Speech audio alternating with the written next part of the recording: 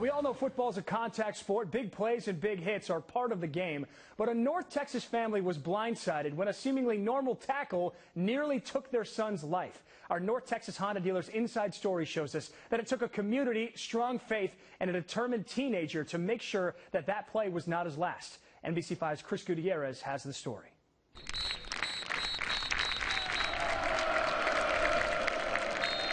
Practice is part of the game. But this year, every snap, up there and go, go, go. Every step, Give me a good accelerating step out of there. every route run has extra meaning. Come on, come on. At Flower Mound High School, no one understands that more Yeah, senior year, than Carson Winters. last ride, kind of got to play every game like it's our last. Carson's been playing football since elementary school. His parents say it's taught him so much. Lessons about teamwork, lessons about communication, lessons about overcoming adversity. And sometimes you don't realize the importance of it until it's almost gone. Every movement, every step, it was just a horrible pain.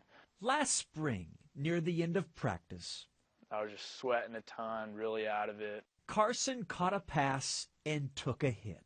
At first, I thought it was a broken rib. You could tell right away it was something serious. It just didn't feel like any pain I really withstood before, so I knew something was up. When he went down, I could tell he was hurting. I thought maybe he got the wind knocked out of him. From this angle, it doesn't look that bad, but Carson remembers it. And the ball is coming right here. Step by step. And I had to really jump up and high point it right there.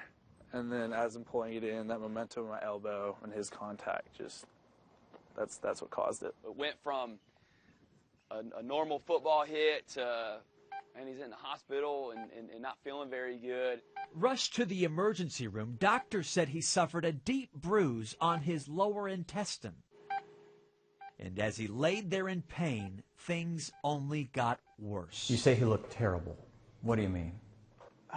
Pain, screaming, vomiting, sweating, uncontrollable, just pain.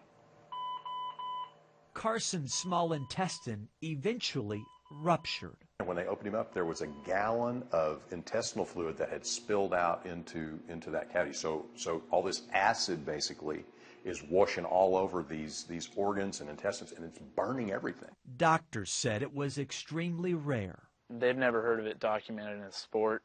They've only heard of it happening in actually gunshot wounds and car wrecks. Surgeons had no time to waste. It's like, oh my gosh. He could die. He could die. Their otherwise healthy son was fighting for his life. I don't even know the words, so. Doctors had no guarantees. The thought that went through my head, and I think what I said to Beth was, I just want my son back. Yeah. And those minutes are hours. Oh my gosh. They're hours. Like, time stood still. The message that we had gotten that had been passed along from the doctor to the parents and then to us was that, right now we just got to pray. Carson's classmates rallied around him too. They created wristbands. And so it says, number 9, God's got this. The notes and cards he received are now plastered all over his bedroom walls. We've seen the power of prayer and the power of goodness. Finally, after 21 days in the hospital, 10 in ICU, Carson was cleared to leave. He lost nearly 50 pounds. It wasn't necessarily, am I going to play football? It was, what are these long-term effects going to be like? Am I going to walk again? I never really fathomed that he would be back out on the football field again, especially so quick. And go, go, go, go, go! Pass complete to Carson Winters. He had a vision for where he wanted to be. Middle! Ah! And his parents say it's exactly where he should be. And it's who he is, and he loves it. And I, deep down inside, believe he fought extra hard so that he could do this. The game was almost taken away. You would never know that he was out with that type of an injury. But Carson continues to prove hard work and a strong community can make a difference. Everybody that prayed for him made a difference. And every time he runs out on the field, he's carrying those prayers in his heart. It's most definitely a miracle.